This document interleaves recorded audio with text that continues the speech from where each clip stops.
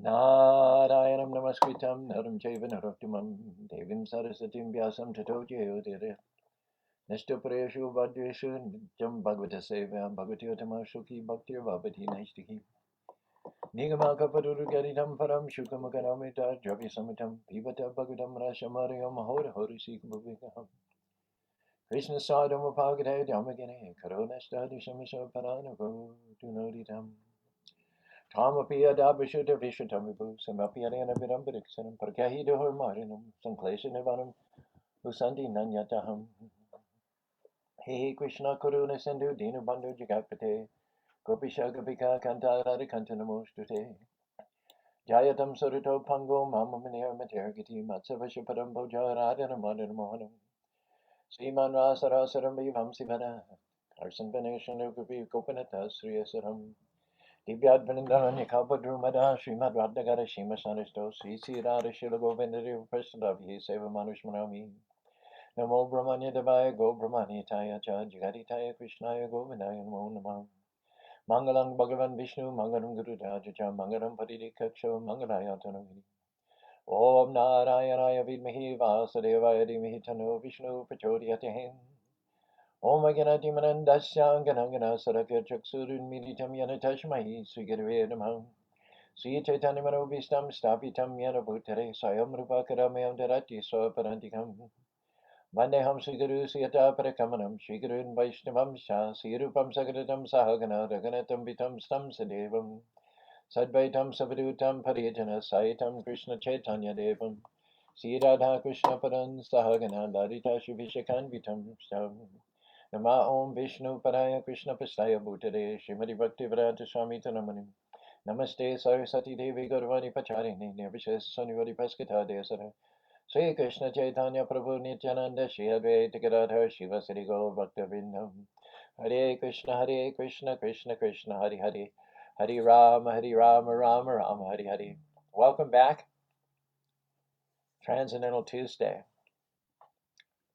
Rob, how are you? Did you go to Arizona?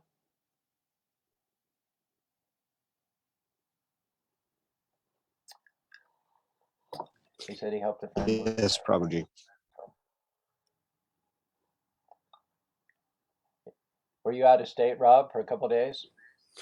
Yes, I still am, actually. I'll be traveling back today. Okay. Thomas, who jumps on these calls with regularity, went and visited the Tucson temple. Had a wonderful experience there. Spent some time with Vyasaki and with some other devotees. He's always very informative, posts on his Facebook page. If you're not a friend, join his hundreds and hundreds, if not thousands of friends at Thomas, let's see, what is it? I think it's Thomas Haribo, Idaho. Something like that in any case. Well, thank you all for joining us. Let's see who all we have here today. We have Brent. Thank you, Brent. We have John Malik, our music guru here in Salt Lake City, as well as Govinda Dev. Thanks, Govinda Dev, for joining. Raquel, Jean. We asked our listeners, viewers, to give us feedback on any interruptions, any buffering that might occur due to the Zoom Facebook interface. And we had various responses yesterday, from no problem at all to it's a minor problem, just short interruptions. But Jai Sri Radhe says it's a major problem for her. So I looked into going Facebook Live from the desktop. It's pretty complicated. I don't think I can figure it out on my own. Otherwise, you can go Facebook Live from the. You can also go Facebook Live from the phone, but that's kind of limiting as well. And so, at least today, we're gonna preserve the status quo here, continue on, and seek your apology and forgiveness for any sort of hiatus, if that's the proper word, any sort of hiatuses in our broadcast continuity here. I just had to reset the brightness control because it was going dark on me. And while I did, I lost my notes here. We entitled today's talk, thank you for jumping on board, Rakesh, and by Bobby. She's dressing the deities up there, listening from the deity room in the temple room. We're receiving some visitors from Boston today, Badarayan Brahmachari with a couple other friends. We're going to stay 4 days. We also got a call from some devotees in Atlanta, just purchased a property there. You all want to come here and see the architecture, see the project that we have here to get inspiration, fuel. We're going back to their own respective preaching areas and hopefully taking it to the next level. And we're very glad to host devotees from all over the world and do our best to explain to them what we did here. And they can also learn from us what we didn't do and what they should do also. Because in spite of the huge facilities, I mean, thousands of square feet of building, acres and acres of land, between 4 and 6 full-time devotees running all the project.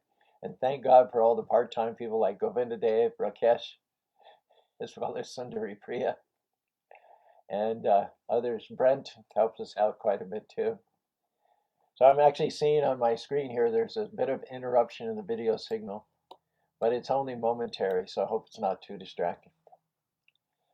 Here's the verse once again, 30th verse, 5th chapter, 1st canto of the Srimad Bhagavatam. Jnanam guyatamam yatad shakshat bhagavato ditam anbacho cham. There's a little bit of a glare there. Anbacho cham gamnishanta kripadina vatsala. As they were leaving, those Bhaktivedantas who were very kind to poor-hearted souls instructed me on the most confidential subject, which is instructed by the personality of God in himself. Throughout the Bhagavad Gita, you find this key word, guyatamam. Guyatamam means confidential. Confidential, when you think about it, comes from confiding. So who do you confide in? You don't confide in a stranger, distant relatives. You confide in your most intimate friends. You don't open yourself up. You don't make yourself vulnerable to just anybody because you don't know what their motives are. You don't know if they have your well-being in mind or if they're simply looking for an opening to exploit. How many times in literature and history and films, someone in an unguarded moment says something, reveals an innermost chamber of their mind or their heart, and then that person to whom that confidence was shared then uses that to stab the person in the back or to betray him. So we're not likely to confide in just anybody and everybody, but we will confide in those who have no envy toward us, and those who are clearly demonstrated that they are our well-wishers. Now, we don't really care whether they're perfect or not. We don't ask for a resume, a curriculum vitae before we don't confide in someone based on their resume, what they've done, what schools they've been to, what grades they've gotten, what club they were the president of. Those are not the criteria by which we decide whether we're going to confide in someone. They may have all those accomplishments, they have all those plumes in their cap, but that really has nothing to do with whether we're going to trust them or not. What makes us trust them is, are they non-envious? Do they want us to succeed? Are they cheering for us? Are they in the stands for us? Are they challenging us? Do they want us to rise higher? Are they taking us as a project? You see, what goes around comes around. When you're there for others, then the seeds that you plant will bring about the circumstances that others will be there for you. Krishna will send what you need when you need it, if you're there for others when they need it. It's as simple as that. Give and take what goes around. Hush, little darling, don't you cry. Every little thing's going to be all right. Don't you worry. Don't you be afraid. Everything's going to be okay. Love will always find a way. Always remember, never forget, what you give is what you get. You want love, you got to give love. Give love away. Love is the best medicine. I shine like Edison whenever I let it in. Love is the power that opens every flower, transforms this coward into a champion. When you're lost, love is sent to remind you, offering sides and providing guidance. Love is infinite, unlimited, and timeless. Just look inside your heart is where you'll find it. Always remember, never forget, what you give is what you get. You want love, you got to give love. Give love away. That's the principle. If you're lucky enough to find people who befriend you, who see your success as their success, then there can be confidential talks. Now, Krishna chooses Arjuna. There are many qualified yogis. Imagine, 5,000 years ago, the world was much purer, less pollution, longer lifespan. Spirituality was prevalent all over the planet. There were great sages, great ascetics. Vyasadeva was on the planet. Narada Muni, of course, can come and go as he pleases. All kinds of yogis and ascetics and saints and literature. And yet, Krishna chose not the most dazzling intellect, not the most renounced, not the greatest yogi, but he chose Arjuna. Arjuna was mired in worldly affairs. He was in the kingly order. He had to do politics and diplomacy. He had a family that he had to take care of, had citizenry. You wouldn't think initially this would be the most likely candidate for Krishna's confidential utterances. And yet, Sayavamaya yoga bhakta bhakto samesakachiti. Krishna says, I'm choosing you amongst all the people because you are my devotee as well as my friend. Bahuni me vyati tani janmani tani hambidasa netram veda parantapam. Arjuna, because you are not envious of me, you are like my arm. You are like one of my limbs. You are part of me. We are one in purpose. Whenever I incarnate, Paritanaya Saranam, to reestablish the Prince of Religion, to protect the pious and destroy them, I bring you with me. You're my sidekick. You're Tonto to my Lone Ranger. Bhagavad Gita, which if you're tuning in for the first time and you're unfamiliar, good morning, Christ. How do you pronounce it? Crise. Bhagavad Gita. Gita means song in Sanskrit. Bhagavad means God. It's a song of God. There is no religious literature in the history of the world, from any other tradition, which can come close to the level of confidential knowledge which is available in the Gita. By definition, it's as high as you can get. Why?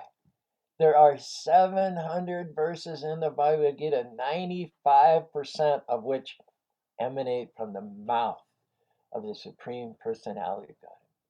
That same mouth spoke worlds into existence. That mouth said, let there be a sun in the sky, let there be moon, let there be stars, let there be Shiva, let there be Brahma, let there be Vishnu. Let the living entities flow for me like a river from the mountaintops. That mouth spoke 95% directly, coming directly from the mind of God. Now, where else do you find anything like that? We don't. In the Bible, I think there's 2 instances where God speaks, and it's just 1 or 2 sentences. One's obliquely from a pillar, and the other's from a bush, or a stone and a bush. 700 verses. There's nothing like it. It's unparalleled in the history of theological literature. But that's not the most important fact. What's really important is not how many words or how many sentences coming from the Supreme Personality of God comprise the Bhagavad Gita, but the fact that he's speaking it to his most intimate friend. He's sharing secrets. God is revealing the innermost thoughts of his mind. Oh, it just makes me shiver to think about it. And through Arjuna and through the disciplic accession, we get those same words, like droplets of nectar, 5,000 years later. And when they enter our ears, when we drink them through our ears, and they come into the heart, pibanti te bhagavatam atmanasanam. We have to hear from the right sources. We have to hear from those who repeat what the Lord said scrupulously and accurately and with devotion, and assuming that satam prashangam. Those souls who have no other motive, no other agenda than to just deliver the message of the Supreme Personality of God as it was delivered to Arjuna. When that happens, we get such deep satisfaction of the heart that it cannot be compared to anything else. It's just that Lord, that mouth who brought worlds into existence, is directly speaking to the innermost chambers of our heart. Therefore, if one wants to make one's life successful, one has to access those pure words which flow like the Ganges River through the higher, middle, and lower planetary systems and allow oneself to be purified. Vasudeva katapashnam purusham shivanad bhaktaram shotikam shadam tatpadam saryamya. When you get into the flow of the transcendental words of Lord Sri Krishna exactly as he spoke them to Arjuna, and the mechanism for that, of course, is the disciplic succession descending down to our present day. That flow of words, that flow of nectar, purifies the speaker, it purifies the hearer, and it purifies anybody else that happens to be within earshot. There's a special magical effect as a result of the words of a realized, practicing member, current representative of the age-old line of disciplic succession. This is a beautiful verse uttered by His Grace Prahlad Maharaj in the 7th canto of the Bhagavatam, 7th chapter, 21st verse. Sharnam yata garbashu hema kara chaitudishu yogash tadabhigna puyat chaitudishu tadeshu tatatma yogash adhyatma vibrahma gatim lebeda.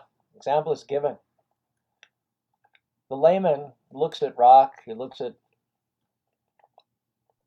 surface area of the earth, doesn't see anything because he's not trained.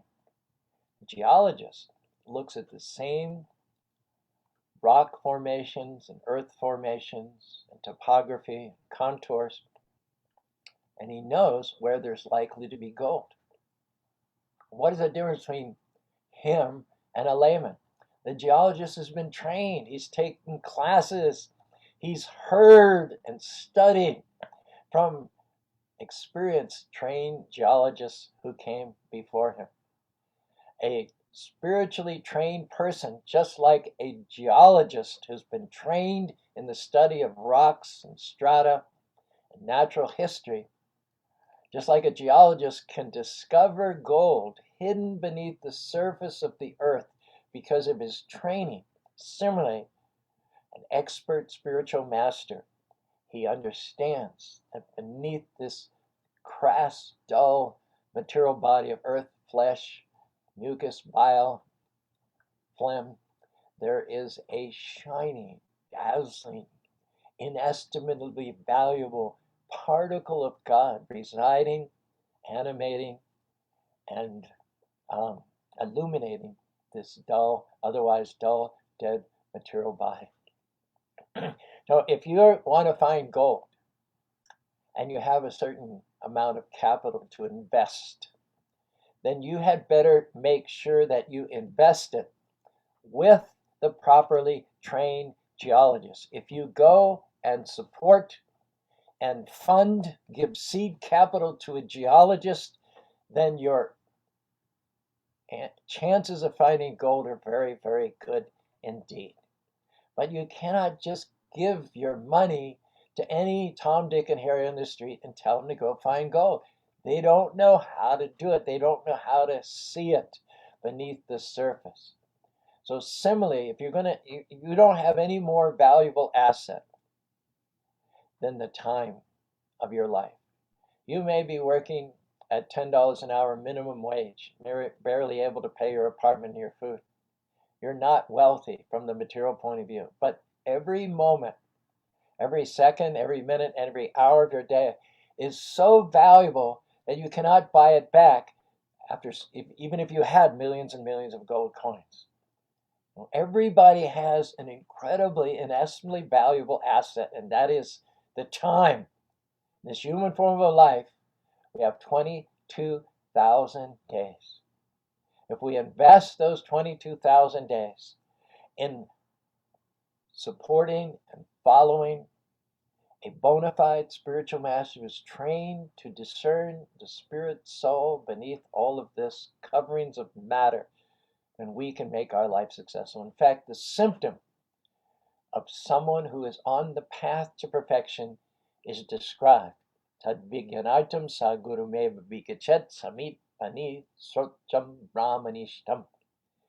One who has taken the correct steps towards making their life perfect and solving all the problems of life is one who has approached a bona fide representative of the disciplic session, an experienced devotee of the Lord, and is very seriously and sincerely opening up their ears and opening up their heart to the words that are flowing from their lotus-like mouths. Bhagavad Gita says, Dehino shminyata dehi komaram yovaratita dehantaram praptya dirashtata moyate. This is very early in the second chapter, 13th verse of the Bhagavad Gita. Krishna is establishing the axiomatic truths on which the whole philosophy of bhakti is going to be built. And the first axiomatic truth is that we're not this body. We as a living being pass through so many bodies, even in this lifetime. There's the baby body. There's the boyhood body. There's the juvenile body. There's the adolescent body. There's the student body. There's the husband body. There's the working man body. There's the retiree body. There's the RVer body. There's the golfer body. There's the bowling body. And then finally there's the body lying in the coffin, after the soul has left it. We have to undergo the trouble of passing through so many bodies, even in this lifetime, what to speak of the next lifetime. So the first step in disentangling yourself from the complications and the incredible entanglements of this material world is to hear from a bona fide realized soul how it is that you're not this body. You cannot get this knowledge with any potency or realization behind it, with any oomph in it, from any other person than a bona fide spiritual master who's been trained by his spiritual master to discern the difference between spirit and matter. And lacking this divine touchstone-like association, the association with such an exalted person, full of knowledge, is so valuable that without it, no one has any real permanent spiritual assets. Anyone who has not taken advantage of a bona fide spiritual master has to, by definition, be living in darkness and ignorance without understanding the basic truth of who they are. They may be very accomplished in other ways. Matkarma nipuno vitro mantra avaishnava guru shad vaishnava naham vipro nachanana matir napi chapi. It says, you may be very accomplished in chanting all the Vedic mantras with the right accents and the right emphases, and in offering ghee into the fire, shaha, doing all kinds of karma, kanda, pujas, and rituals, and so on and so forth. You may be born in a Brahmin family. You may have money in the bank. But if you're not aware of the difference between the spirit and the body, if you're only engaged in promoting the temporary advancement of this material body, you are not qualified to be a guru. You cannot save even yourself, what to speak of save others.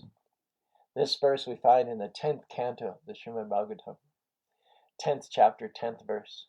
Deva shamangitam apyante krimi vid bhashmasangitam bhutadu tatkrite shartam kimbaro niyarya. People are very proud of their body, isn't it?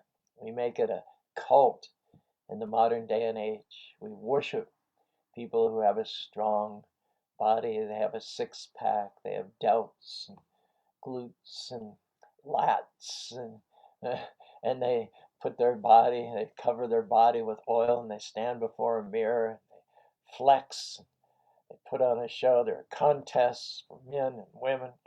We're very proud of our body. Or we may not be such a magnificent physical specimen, but we may have gotten accolades. We may have elevated ourselves to be a big businessman, a CEO of a company, or a mega preacher with a big congregation in tens of thousands. We might be the president of a country or the prime minister. We might even be a demigod. But what happens to this body, whether it be the body of a president or the body of a weightlifter or the body of a televangelist? What happens after the time of death?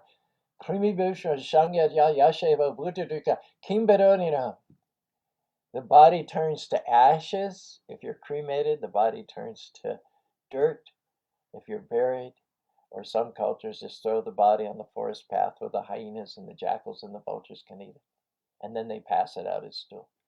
So what's the end result of all this tremendous effort and striving and planning, appetite, ambition to get to the top, to be the big dog, to be the king of the hill?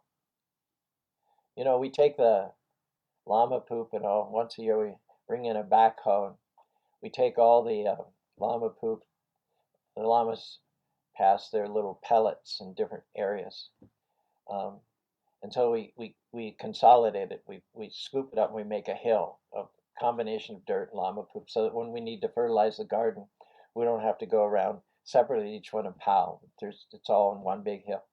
So as soon as we get that hill, there immediately, no sooner has the hill been created, and one llama will go up to the top of the hill, and he'll stick his chest out, and he's so proud, and he's looking down at the other llamas, feeling himself so superior, and he's challenging them, see if you can, you can't. I'm better than you. I'm up here, and you're down there. And the other llamas, being envious of him, they charge up, and there's all this jousting, you might say, to see who gets to be the top of the hill. But we see that so much. People are proud of this body, of their position, and yet Bhagavat Bhakti Hina Shajahisharam Atrana it's decoration. You have the weightlifter's champion belt, or you have the cup, or you have the crown as the king, or you have the mega church, or you might even be a demigod where you have your own planet. But when the span of your life terminates, the body just comes into worms, stool, or ashes. Now, how can anyone be intelligent who invests the valuable time of their life in this body, the end result of which is worm, stool, or ashes? This is not human intelligence. This is the intelligence of the dog or the cow or the donkey. 10th canto, 84th chapter, 13th verse, very famous verse. Most devotees who have been around for a while know this verse. Yashatma buddhi kunape, tridahadike, phlegm, mucus, bile, tridahadike. Yashatma atma, one who atma can mean body, it can be mind, it can be soul. But in this case, it's referring to someone who thinks that I am this body. I am this bag of mucus, bile, phlegm. Yashatma buddhi, he has no higher intelligence than to think of himself as the body. And that means he has no real intelligence. Not human intelligence, at least. His intelligence is on the same level as the animals.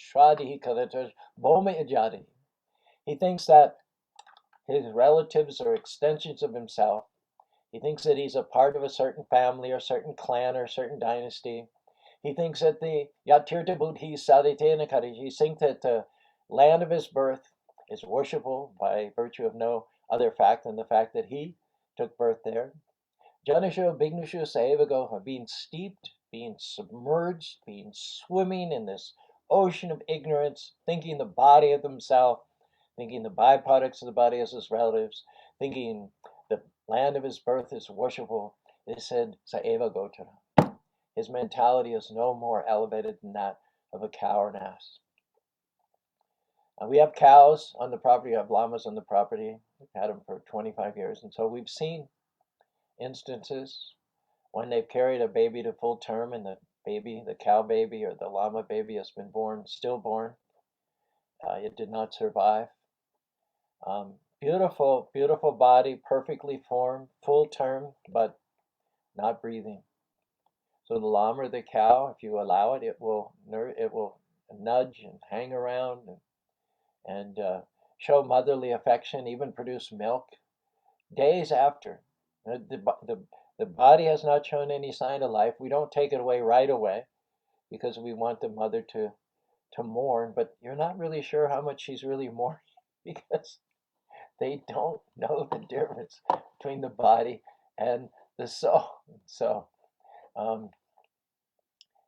that's animal mentality. We're meant to not have, as human beings, with higher God-given intelligence, we're meant to reject this doggish, cowish, assish conception of life where you identify with temporary, dull, dead matter. We need to discern spirit soul by the vision which is imparted to us through a bona fide spiritual master.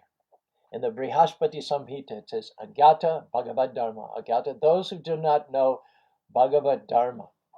Mantra Vigyana Shambhita. They don't know the mantras. They don't know the golden word formulas which unlock the secrets of eternality, the secrets of the soul.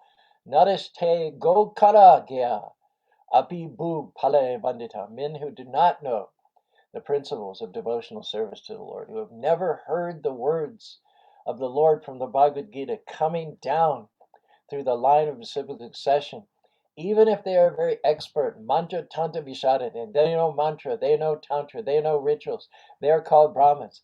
Even if they are adored as world leaders or religious ministers, it is said they still should be deemed as no better than cows or asses. And the reason is that on the whole, people who identify with the body are never happy. When you think you're this body, there is a constant struggle for existence. Nasato vidite bhavo nabhavidya ubidya pidan shtash tuanayas tatpadarshanavi. Says that for one who is born, death is certain. The day you're born, the day of your death is established. There's a date on every tombstone of date of birth, and there's a second date of death. It's inevitable. You can't avoid it.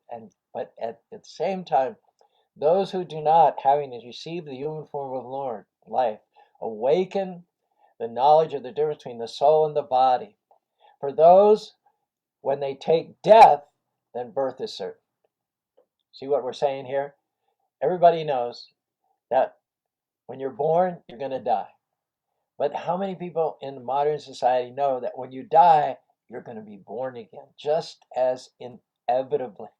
Therefore, our only business in this human form of life is having taken this birth because of our material attachments and because of the level of our ignorance and darkness coming over from a previous life. We have to make sure that we illuminate ourselves fully and wholly with transcendental knowledge so that we do not make the mistake of having to take another material body. And the only way to do that, Krishna Surya Sama Maya Yahan Krishna, Krishna is like the sunlight and Maya is like darkness. Wherever there is God consciousness, there's no darkness, there's no ignorance, there's no misery, there's no suffering, there's no hard struggle for existence. There's only eternality, bliss, and knowledge. But we have to make sure that we make it our topmost priority in this human form of life to approach and accept the lotus feet of a spiritual master. Guru Krishna Prasadi Pai Bhakta Lota Beach, throughout the entire universe, even up to the level of Lord Brahma.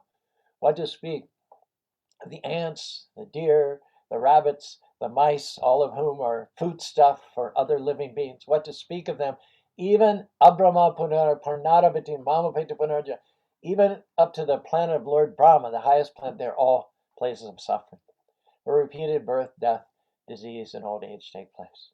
There's one verse in the Bhagavatam that talks about people's hard struggle for existence in the forests of the material world.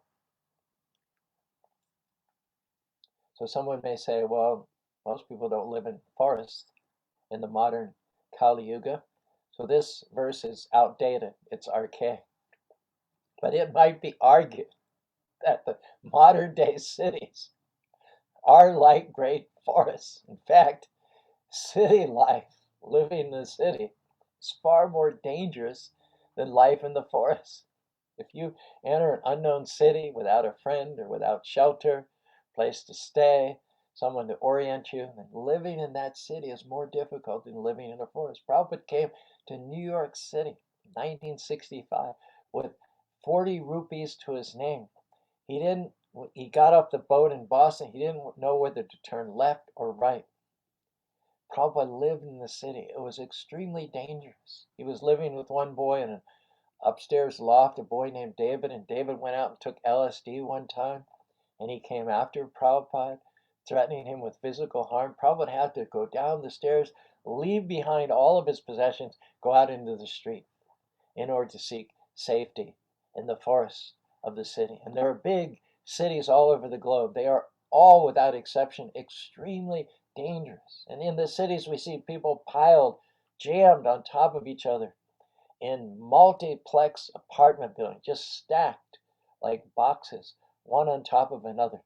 And they burst out of their apartment buildings in the early morning hours and go down underneath in the underground lot, and they roar out with their cars, and they go 70 and 80 miles an hour in order to get to their desk in time to look at a computer screen for 8 hours and blitz their brains in order for a few dollars to pay for their car and to pay for their box-like apartment building.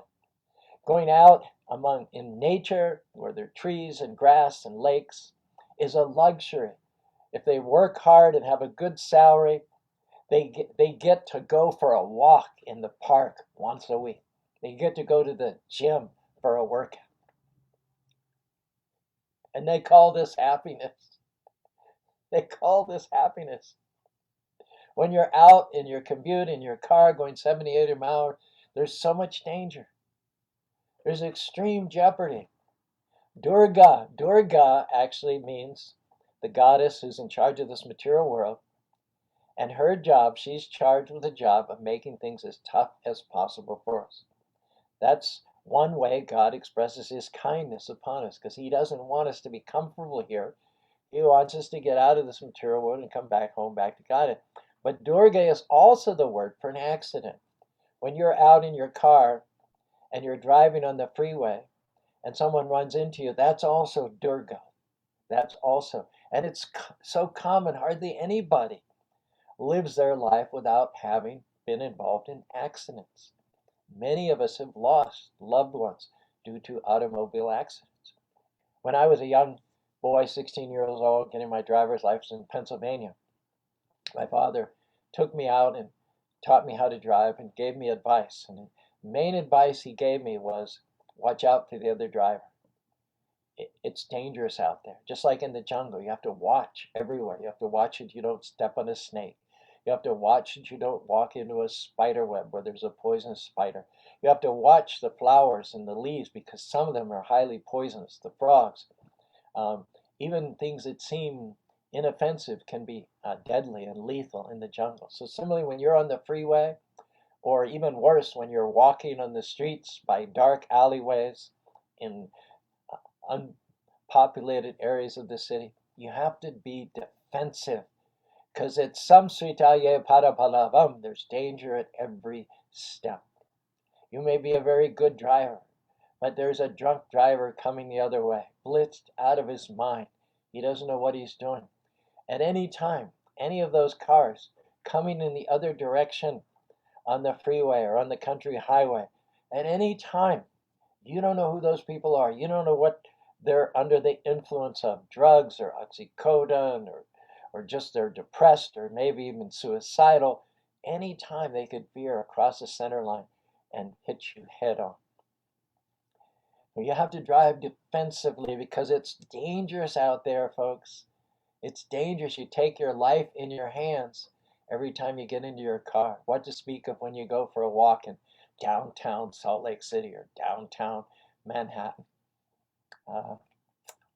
And the other species, you think human beings are living in a hazardous way? There are so many threats from drive-by shootings and terrorists and gangs and drug-crazed muggers and burglars. That's nothing compared to what the living beings who take birth in the lower species have to go through.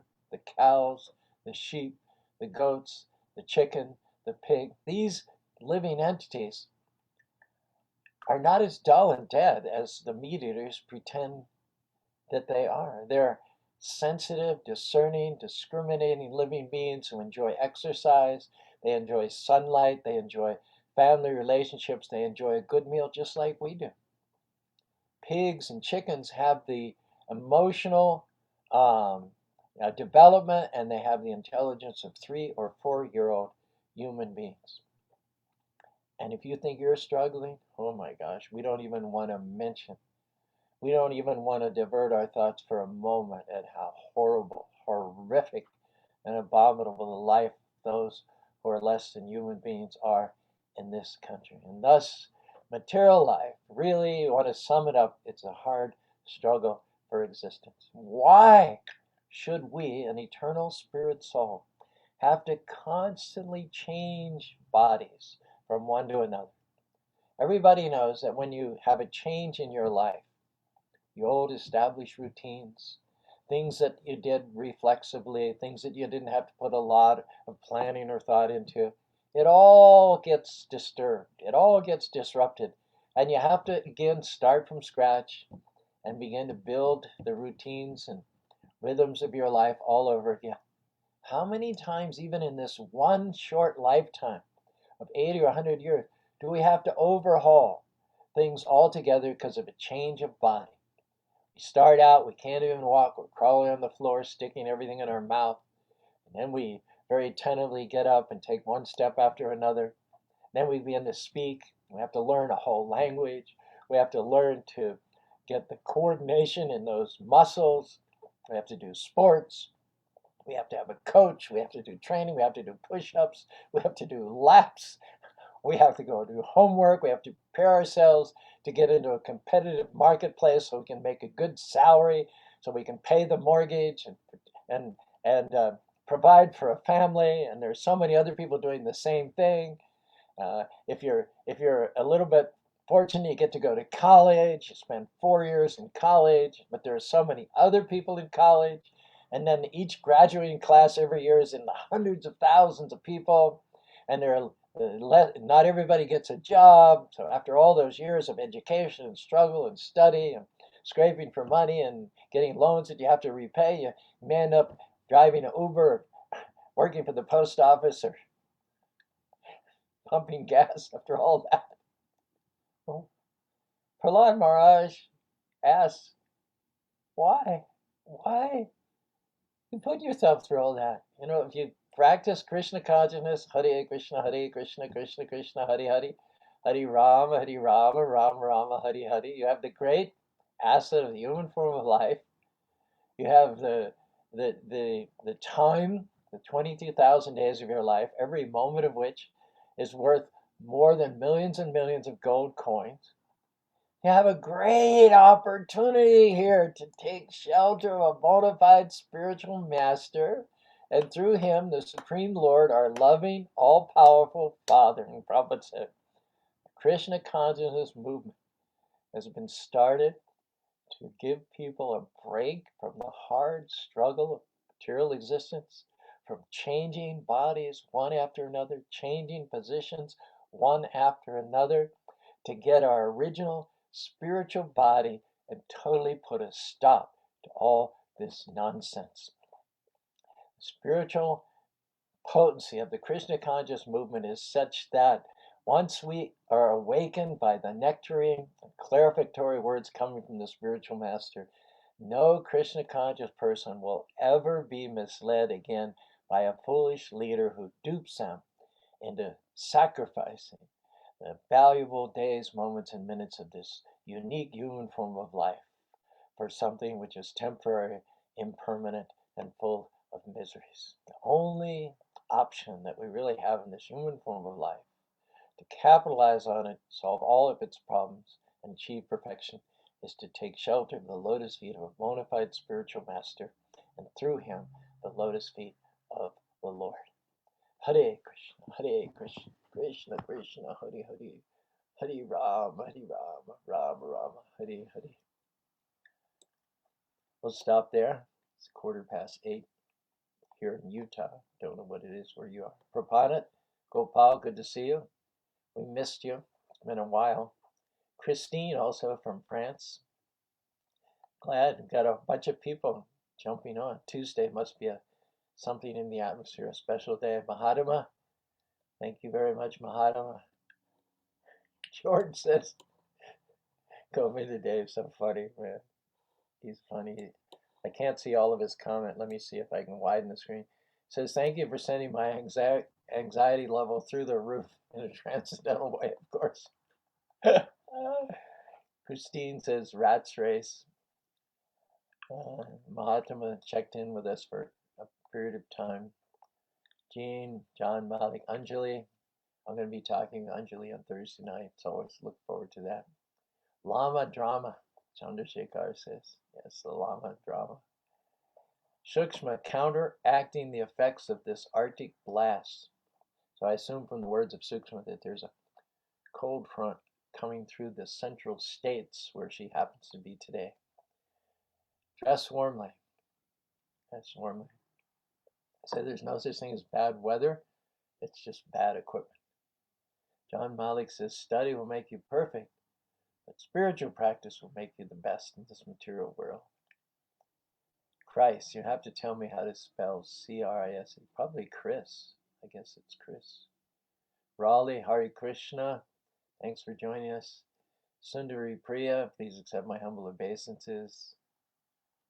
John Malik says Krishna's arranging everything. Rakesh, glorious to Prabhupada. My Bobby's dressing the deities today. Hare Krishna, Raquel. And Brent, finally Brent. Pranams to Brent. As you probably guessed, you guys are so sharp. Can't put anything over in you. We're going to revisit this verse tomorrow for Wisdom Wednesday. In the meantime, have a wonderful Krishna conscious day. Hare Krishna, Hare Krishna, Krishna Krishna, Hare Ram, Hare Ram, Ram Ram, Hare Hare.